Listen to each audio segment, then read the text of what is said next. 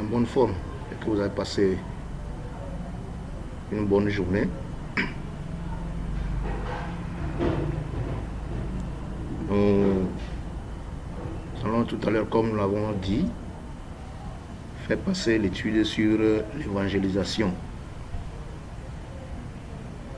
Excusez-moi un peu pour ma voix, mais nous allons faire l'effort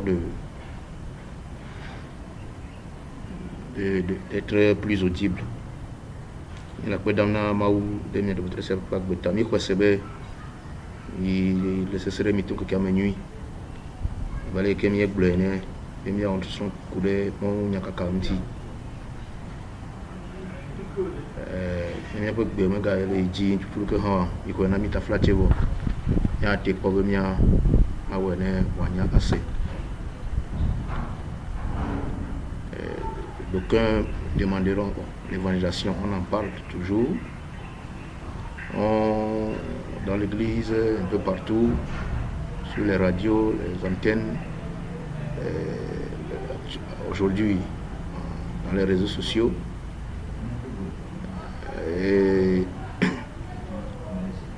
Et qu'est-ce qu'on veut encore nous apprendre? Par rapport à ce qu'on appelle l'évangélisation. Et quand on parle d'évangélisation, la plupart du temps, nous avons nos regards portés sur une prédication en plein air. Quelqu'un prêche, on fait appel aux gens de venir. Et ceux qui sont sauvés, bien ceux qui sont touchés, viennent. Est-ce que c'est ça? Est-ce que l'évangélisation se limite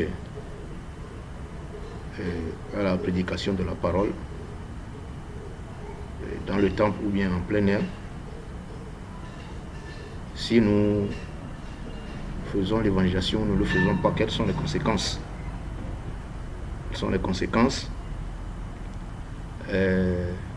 Qui peut faire l'évangélisation?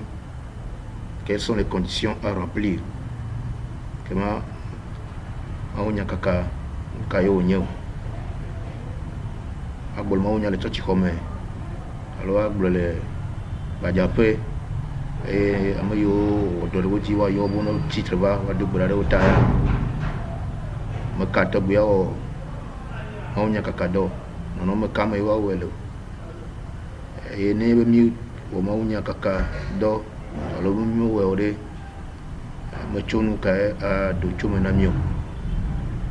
voilà les points que nous allons développer dans cette nouvelle étude que nous avons formulé ou bien intitulé comme suit: l'évangélisation ou la mission de Dieu, notre mission. Alors, pour pouvoir commencer, nous allons exécuter le cantique numéro 493 du recueil Éveil. Cantique numéro 493 du recueil Éveil, toutes les 4 strophes. De ma i a si ou lu ko a ti tre de ma ou bois de nye ma bolu wode ke a chodo beku me wa de ma yi asi ulu ko a da do de ye su bwa de nye ma bolu wode ke a chodo beku me o Yesu de toku was attention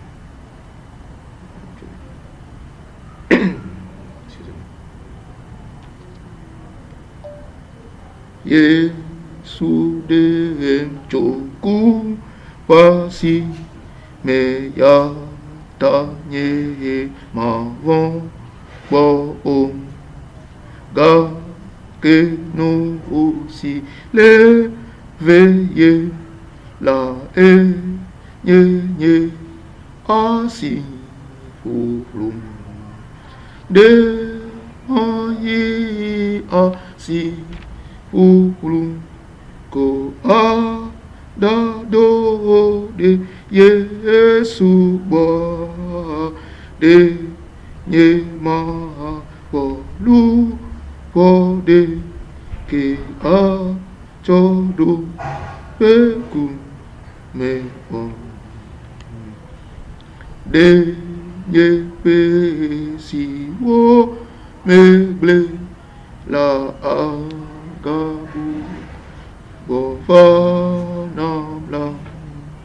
Ekema Bodo Na Yesusi Ado Tijo Gana De Mayi Asi Uplum Ko A Dado De Yesu Bo de nye ma bolu wode ke a todo beku me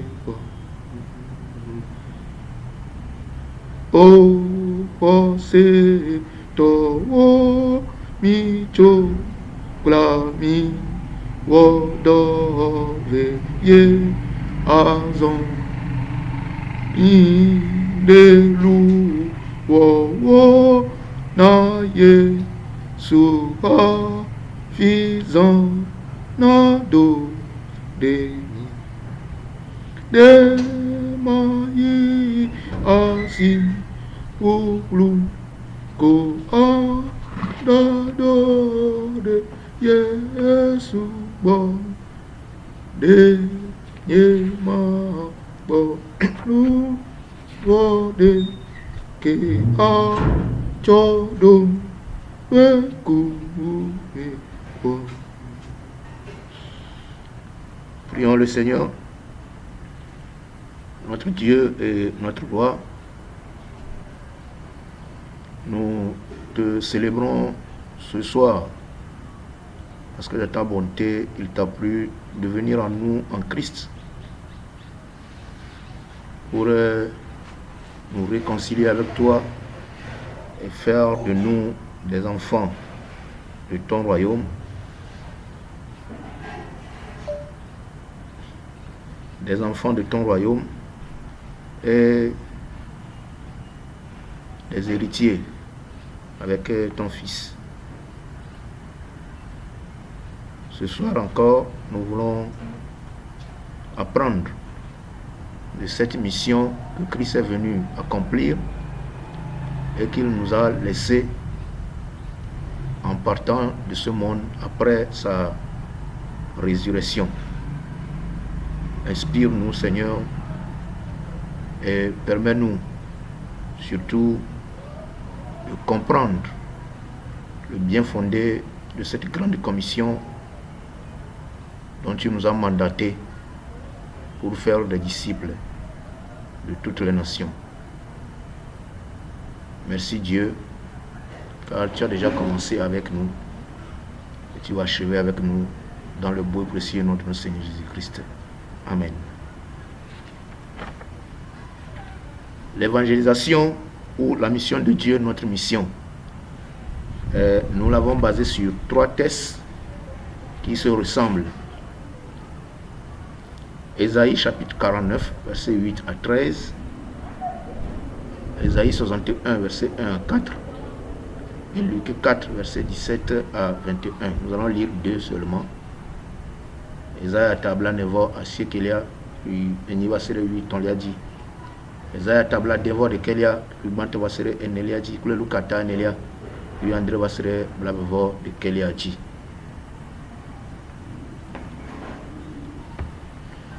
Nous lisons Isaïe 49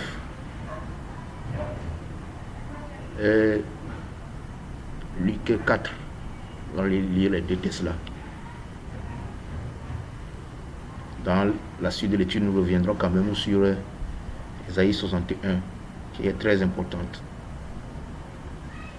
Ésaïe 49, verset 8 à 13 nous dit: Ainsi parle le Seigneur, au temps de la faveur, je t'ai répondu, et au jour du salut, je t'ai secouru.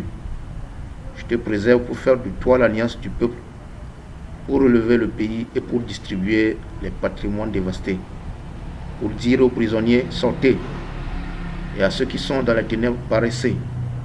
Ils pourront paître sur les chemins, et ils trouveront des pâturages sur toutes les pistes. Ils n'auront plus faim, n'auront plus soif. La chaleur torride et le soleil ne les feront plus souffrir. Car celui qui a compassion d'eux sera leur guide, et il les conduira vers des sources. Je transformerai toutes mes montagnes en chemin, et mes routes seront rehaussées. Ils sont là, ils arrivent de loin. Ils arrivent, les uns du nord et de l'ouest, les autres du pays de Sinim. Ciel pousse des cris de joie. Terre sont dans l'allégresse. Montagne éclatée en cris de joie, car le Seigneur console son peuple. Il a compassion de ses pauvres. Luc, chapitre 4.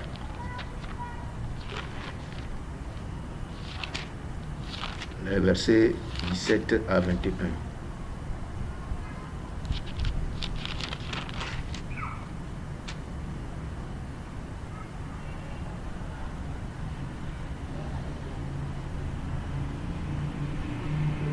Il vint à Nazareth où il avait été élevé, et il se rendit à la synagogue selon sa coutume, le jour du sabbat. Il se leva pour faire la lecture, et on lui remit le livre du prophète Ésaïe. Il déroula le livre et trouva le passage où il était écrit: L'Esprit du Seigneur est sur moi, parce qu'il m'a conféré l'onction pour annoncer la bonne nouvelle aux pauvres. Il m'a envoyé pour proclamer aux captifs la délivrance et aux aveugles le retour à la vue, pour envoyer libres les opprimés, pour proclamer une année d'accueil de la part du Seigneur. Puis il roula le livre, le rendit aux servants et s'assit. Les yeux de tous dans la synagogue étaient fixés sur lui. Alors il se mit à leur dire: Aujourd'hui, cette écriture que vous venez d'entendre est accomplie.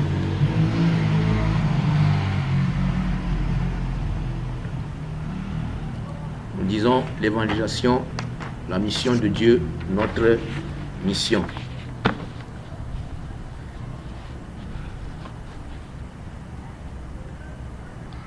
Nous avons choisi de nous baser sur le texte biblique d'Ésaïe 49, parce que ce texte nous a été révélé spécialement par rapport à une mission que le Seigneur nous confiait pour l'intercession en faveur de l'évangélisation dans notre pays, le Togo. Et donc, nous avons jugé quand même d'y ajouter deux autres textes qui présentent la mission du Seigneur Jésus-Christ envoyé par le Père. Et comme je viens de le dire, qui sont Ésaïe 61, verset 1 à 4 et Luc 4, 17 à 21. En effet, la lecture de ces textes démontre que Dieu lui-même s'est donné la lourde responsabilité de sauver l'être humain, de le libérer de la captivité, de lui faire grâce, de lui apporter une bonne nouvelle, celle du changement radical, du deuil à la joie.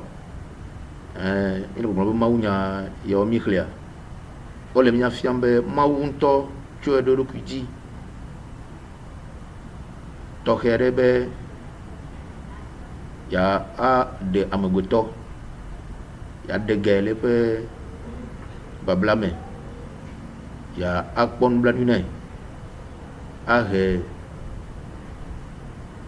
nyanyui alo amenuve nyavane e kenye be totrobli bo akede pas gbeme tso konyi fafa mais pas yide tchichome. Et le Seigneur Jésus-Christ a confirmé à ses contemporains, à ses frères et sœurs de Nazareth, de Nazareth plutôt, et qu'il écoutait le jour du sabbat, que cette bonne nouvelle qui disait que le Seigneur a envoyé son serviteur libérer les captifs, donner la vue aux aveugles, que cette bonne nouvelle s'est accomplie pour eux à travers sa personne. Ainsi, en l'acceptant, lui qui est l'envoyé de Dieu le Père, et qu'il faut là. Ce changement s'opère dans la vie de celui qui accepte de croire. Autrement dit, Jésus est venu apporter la bonne nouvelle, c'est-à-dire l'évangile aux pauvres. Nous pouvons dire sans doute qu'il est venu évangéliser, accomplissant pour ainsi dire la mission que son Père lui a confiée. C'est pour cela que nous avons intitulé le thème de notre étude « L'évangélisation » ou « La mission de Dieu, notre mission ». C'est quoi alors l'évangélisation? Qui peut le faire? Quelles en sont les stratégies? Quelles sont les conséquences qui en découlent? Voilà autant de points que nous essayerons de développer dans le présent enseignement sans pour autant nous lancer dans des débats théologiques autour du sujet. Donc, comment il y a le blombe, il y a quoi, quoi, il y a kaka, il y a mon kadiwa toi ouais mochon kawe avant vide kaya de to menamio nya te ko be nya do nya sionti wo mima aba to ma unya suku nya o de nyamo subo akpa on ton ave mi anu be nya wo enenia.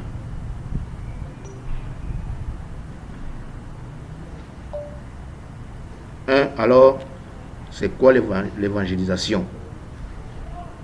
La définition du terme évangélisation.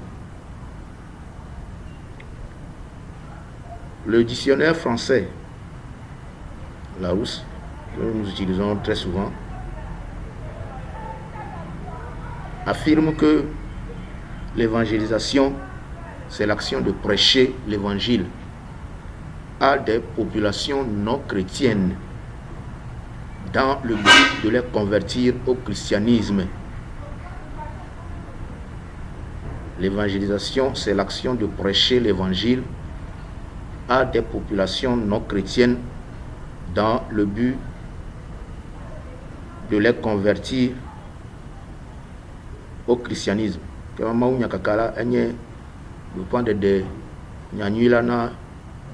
Koyo menye Kristo du ko la Kristo to ble mon popo siabe wa reo wa na wa trochime wa tro de Kristo unti. Ainsi, même si à l'origine le terme évangile signifiait l'annonce d'un événement heureux en général et en particulier la proclamation d'une victoire, il est évident et clair qu'avec la venue et l'œuvre de Jésus-Christ sur la terre, l'évangélisation est une action uniquement des chrétiens vers les non-chrétiens pour les amener à découvrir la vérité. Notamment, Christ a remporté la victoire sur les forces du mal et des ténèbres, apportant par conséquent la délivrance à quiconque croit en lui. En dehors de lui, il n'y a point de salut. Jean chapitre 3 verset 36, 1 Jean chapitre 5 verset 11 à 12. Amen, si villa là à Gbelesi mais si mon peu la là toutes les autres voies sont donc temporaires et incomplètes. Vous pouvez voir ça dans Jean 14 verset 6, Matthieu 11 verset 27. L'évangélisation est donc l'annonce de la bonne nouvelle apportée par Jésus-Christ. Sa propre bonne nouvelle. Marc 1 verset 1. Que Marc 1 verset 1, on dit commencement de la bonne nouvelle de Jésus-Christ, Fils de Dieu. Bien, commencement de l'évangile de Jésus-Christ, Fils de Dieu. Donc, d'entrée de jeu, Marc nous apprend que l'évangile qu'il est en train d'annoncer, c'est l'évangile de Jésus-Christ, le Fils de Dieu. C'est lui-même qui est cet évangile-là. Et cette bonne nouvelle, c'est la paix parmi les humains sur la terre.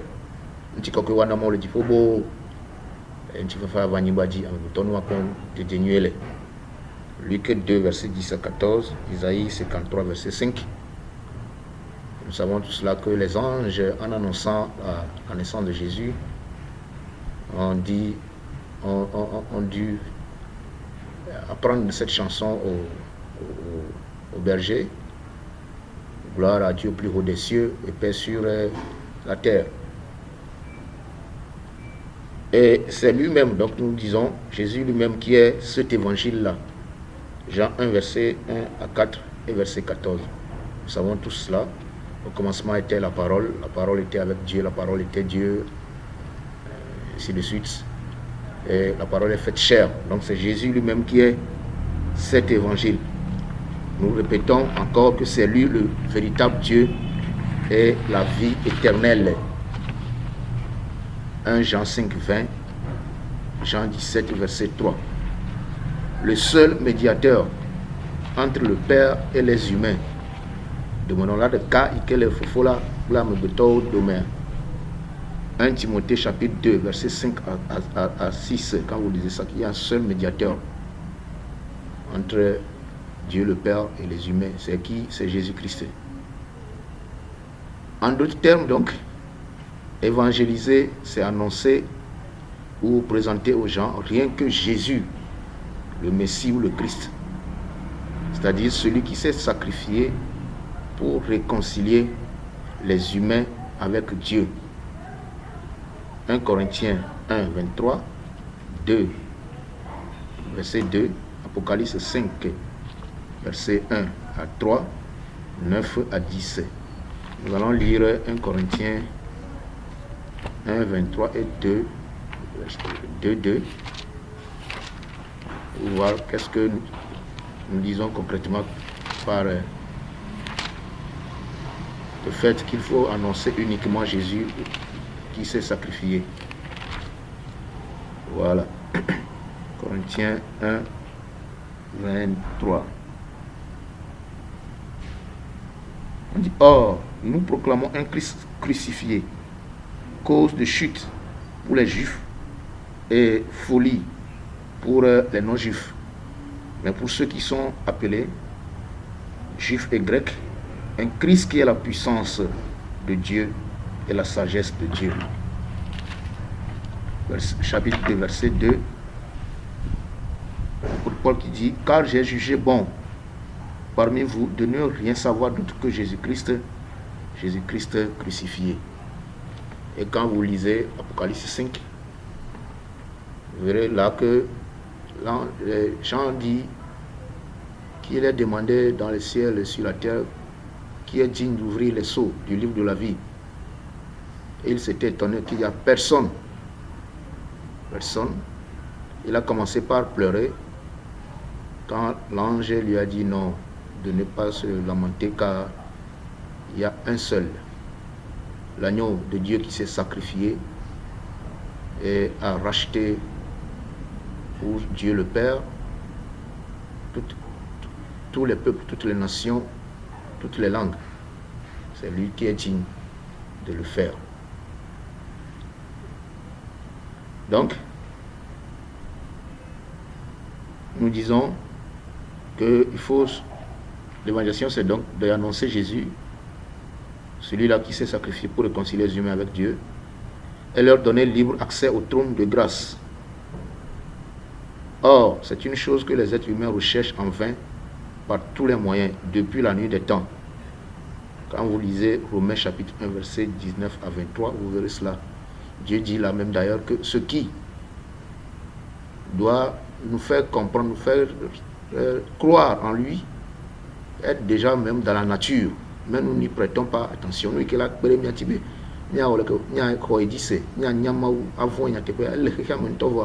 oh, puisque le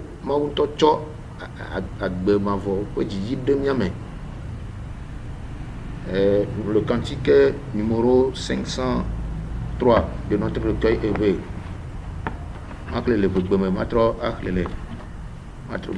Traditionnel,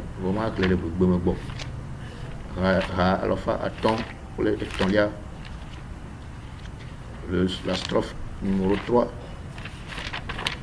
qui nous dit ceci. De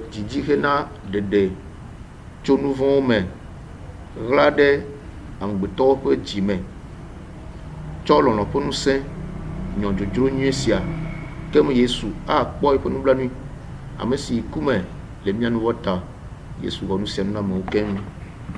Le désir d'être délivré des péchés est caché dans le cœur des humains. Par la force de l'amour réveille ce bon désir et Jésus aura compassion de la personne. Celui qui est mort à cause de nos péchés a fait tout pour les hommes.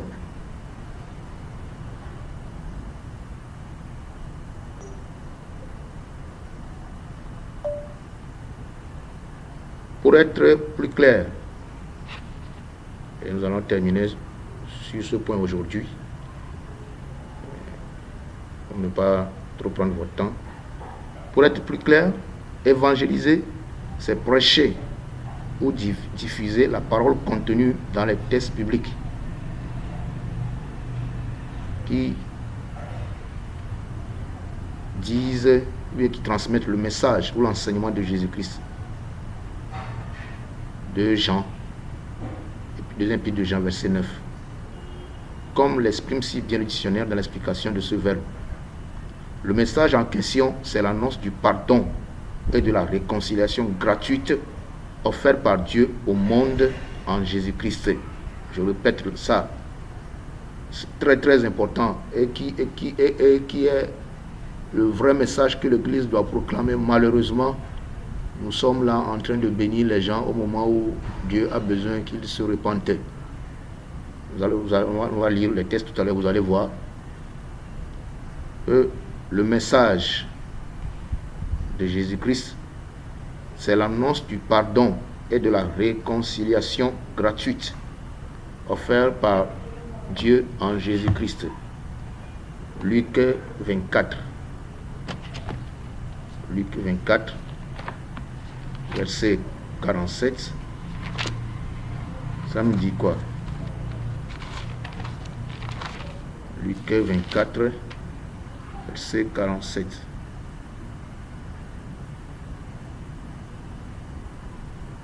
Nous lisons à partir du verset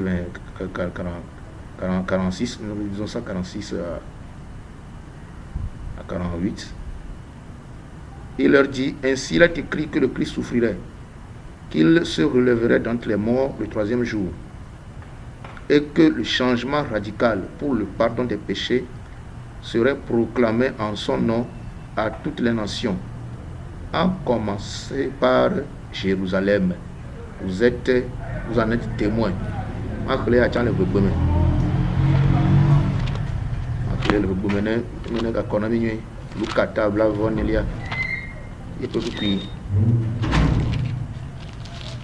Blanevo Adelia Vasre, Blanevo Nilia dit Obé.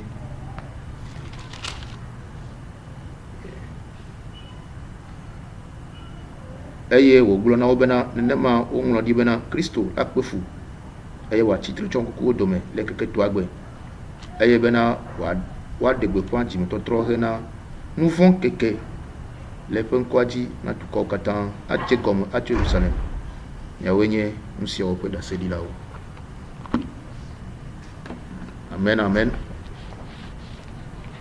Vous voyez très bien alors que c'est ce que le Seigneur nous a recommandé de faire, de prêcher. C'est la repentance et le pardon. Et dans 2 Corinthiens 5, 18 à 20, que nous avons déjà utilisé pour la prière la semaine passée, vous savez très bien que le Seigneur supplie les gens de se laisser réconcilier avec lui. Et donc, l'évangélisation est de ce fait très importante pour les humains en général et une urgence pour les chrétiens en particulier. L'apôtre Paul l'a fait si bien remarquer dans 1 Corinthiens 9 à 16. Malheur à moi si je n'évangélise pas. La raison fondamentale de cette importance et de cette urgence de l'évangélisation est que Dieu ne se réjouit pas quand un être humain meurt sans se réconcilier avec lui et périt dans son péché. La désobéissance à la voix de Dieu entraîne la séparation avec lui. 2 Pierre 3, verset 9, quand vous lisez ça, vous allez voir que Dieu dit que si Jésus-Christ tarde à venir, c'est parce qu'il ne veut qu'aucun homme périsse dans son péché. Il voudrait que tout le monde écoute la parole et soit sauvé. C'est ça qui fait que notre Seigneur tarde à venir, bien qu'il ait dit qu'il revient bientôt. Vous lisez bien 2 Pierre chapitre 3 verset 9, ce seul verset vous verrez.